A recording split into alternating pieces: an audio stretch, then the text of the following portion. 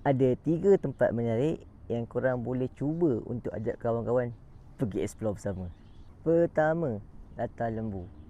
Baru-baru ni aku bawa Latar Lembu, yang mana dia bawa anak-anak dia, dia bawa kawan-kawan dia, private trip.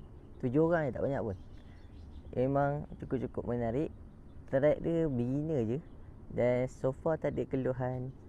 Cuma pacat je lah. Tapi standard lah, adventure masuk hutan. Korang tak nak rasa ke air terjun yang cantik, vibe yang tenang, aman damai, dan cuba create aktiviti untuk keluarga korang, untuk kawan-kawan korang, untuk jadi momen tu momen yang tak boleh dilupa. Kedua, air terjun Puteri Bersiram. Tempat ni aku suggest sebab dia punya keadaan muka bumi dia sangat sesuai dan tak susah sangat, tapi tak senang sangat. Menarik.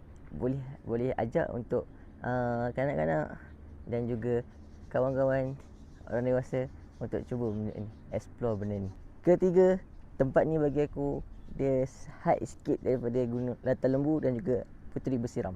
Tapi tempat ni tempat yang tak terlalu susah. Cantik pun cantik sangat. Cuma sedikit jauh dan sikit terasa dia punya kesukaran dia. Tempat yang aku nak suggest ni adalah Latar Debu.